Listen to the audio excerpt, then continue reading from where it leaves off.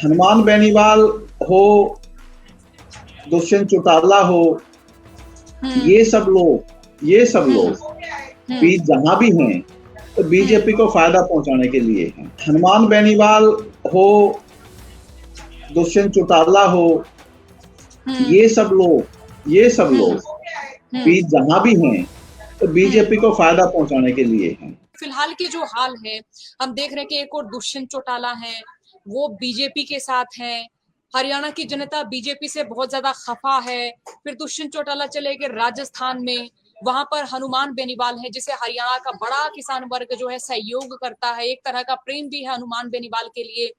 अब फिर दुष्यंत चौटाला के लिए एक तरह की नाराजगी ये है कि वो राजस्थान गए हैं तो हनुमान बेनीवाल को खत्म करने के लिए, उनसे कंपटीशन बनाने के लिए। तो ये जो पूरा सियासी जो फिलहाल माहौल बना हुआ है, तो इस पर आपका क्या सोचना, क्या कहना है, और आप जिस तरह से सियासत देखते आए हैं जरा समझाएं ये। नमस्कार सोनिया जी, आपके दर्शकों को नमस्कार और धन्यवाद, मुझे आपने समय दिया इस बात का। आपने जो ये एक जो सियासी हालात की बात की और ये कहा कि दुष्यंत चौटाला जी वहां पे हनुमान बेनीवाल को नुकसान करने के लिए गए। हाँ। मैं इससे सहमत नहीं। वो हनुमान बेनीवाल हो, दुष्यंत चौटाला हो, ये सब लोग भी जहां भी हैं तो बीजेपी को फायदा पहुंचाने के लिए हैं। किसी भी व्यक्ति को समझने के लिए और पर्टिकुलर किसी नेता के लाइन ऑफ एक्शन को समझने के लिए आपको उसकी हिस्ट्री को समझना पड़ेगा। और दुष्यंत चौटाला की हिस्ट्री और बेनीवाल जी की तो पीछे आपने देखा कि वो है ही नहीं। जब हेड टू हेड फाइट है, देखो आप एक चीज मान के चलो, फिर इंडिया गठबंधन की जरूरत क्या पड़ी? वो इसलिए पड़ी कि बीजेपी विरोधी, या जो अब ठीक कहा राहुल गांधी जी ने कि ये केवल इलेक्शन की लड़ाई नहीं है, ये आइडियोलॉजीज की लड़ाई है, ये विचारधाराओं की लड़ाई। तो इंडिया गठबंधन की इसलिए जरूरत पड़ी कि वो वोट ना बटें। अब दुष्यंत चौटाला जी तो चलो बीजेपी के ऑफिशियल पार्टनर हैं, हनुमान बेनीवाल जी क्या कर रहे हैं? तो ये इस तरह से इस चीज को नहीं देखना चाहिए कि वो दुष्यंत चौटाला जी हनुमान बेनीवाल को नुकसान करेंगे, वो बीजेपी को फायदा करेंगे, सिर्फ इतनी बात है। और पर्टिकुलर राजस्थान में जो जाट वोटर हैं या पूरे नॉर्थ इंडिया का जाट समाज जिस प्रकार से बीजेपी के विरुद्ध मुखर है, उनकी वोटों को कितना ये डिस्ट्रैक्ट कर पाएंगे, बिखेर पाएंगे, और जितना भी बिखेरेंगे, मान लो 2000 वोट, 1000 वोट, 500 वोट भी अगर हल्के वाइज अगर ये बिखेरेंगे तो अल्टीमेटली उसका फायदा किसको होगा? अल्टीमेटली उसका फायदा बीजेपी को होना है। आप हरियाणा का जो 2019 का चुनाव था, जिसकी वजह से दुष्यंत चौटाला जी नेता बने, डिप्टी सीएम बने, वो यही तो था ना कि जहां पर बीजेपी को हराने के लिए कांग्रेस के कैंडिडेट को वोट देनी चाहिए थी, हरियाणा के लोगों ने दुष्यंत चौटाला की पार्टी को वोट दिया, एंटी बीजेपी वोट दिया। वही फार्मूला है, वही लाइन ऑफ एक्शन है, वही सारी चीजें हैं। और दुष्यंत चौटाला जी को जो है ना भेजा गया है बीजेपी के द्वारा राजस्थान में कि आप जाइए और लोगों को मति भ्रम करिए और इलेक्शन तक कुछ ना कुछ ऐसा करिए। मतलब देखो सोनिया जी, इलेक्शन केवल वोटों की बात नहीं है, वो साइकोलॉजिकल भी लड़ा जाता है ग्राउंड के ऊपर। तो ये सारी चीजें जो है ना वो मिला करके ये है कि नेक्स्ट साल में बीजेपी का समझ, बीजेपी को किसी भी तरीके से फायदा पहुंचाना।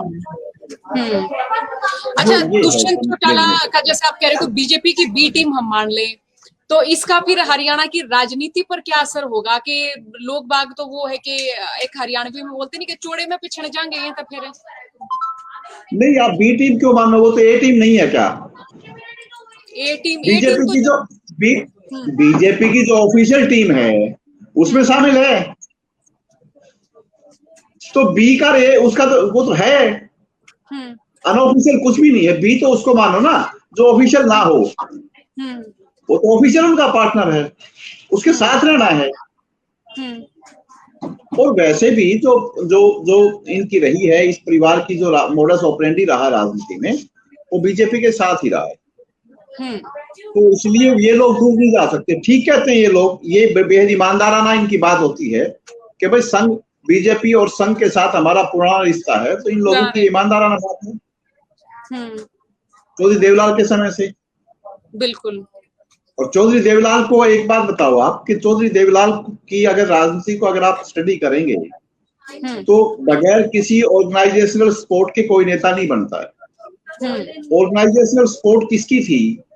संघ की थी। 1987 में डॉक्टर मंगल सेन को डिप्टी सीएम बना देना। अब जैसे अब ये जो लोग हैं जो ये कर रहे हैं घोषणाएं कि डिप्टी सीएम बनाएंगे, हुड्डा साहब और दूसरे नेता जो भी कर रहे हैं, वो इसीलिए कर रहे हैं कि वो एक राजनीतिक एंगल के लिए कर रहे हैं ना। मंगल सेन को भी उस एंगल से किया गया होगा। मंगल सेन साहब कौन थे, किस विचारधारा से संबंधित थे? क्या उस वक्त एससी समाज के किसी व्यक्ति को या ओबीसी समाज के किसी व्यक्ति को चौधरी देवलाल जी डिप्टी सीएम नहीं बना सकते थे? तो ये सारी चीजें, अब दुष्यंत चौटाला जी जो है ना, वो अपने चौधरी देवलाल जी के जो शूज हैं, जो जूते हैं, उनमें तो पांव हैं उनके, उन्हीं की विरासत को तो आगे बढ़ाए हुए हैं। और उनकी विरासत जो है वो संघ और बीजेपी के साथ है। तो इसमें किसी को हैरत भी नहीं होनी चाहिए। ये तो हरियाणा प्रदेश की जनता को सोचना पड़ेगा। और अब मुझे लगता है अब सोच भी रही है, अब यहाँ हरियाणा प्रदेश में कहीं पर भी दुष्यंत चौटाला उनकी पार्टी के लिए जगह रखने के लिए, पांव रखने के लिए जगह नहीं है। ये हम कह सकते हैं कि जो विरोध अप्रत्यक्ष तौर पर रहा दुष्यंत के लिए, वो प्रत्यक्ष तौर पर दिखाई देगा। नहीं, निश्चित रूप से दिखाई दे रहा है। हम क्यों ना ये भी मान के चले कि जब चुनाव आते हैं, हम क्यों ना ये भी मान के चले कि एक इमोशनल फैक्टर देखा जाता है। जब चौटाला परिवार अलग हुआ तो नैना चौटाला की जो स्पीच थी वो बड़ी भावुक हो गई थी। वो कह रहे थे कि कुछ भी नहीं दिया हम लोगों को, तो बड़ा इमोशनल सा जो है रवैया हो गया था लोगों का जेजेपी की ओर, या ये बोलते कि बीजेपी का विरोध भी था।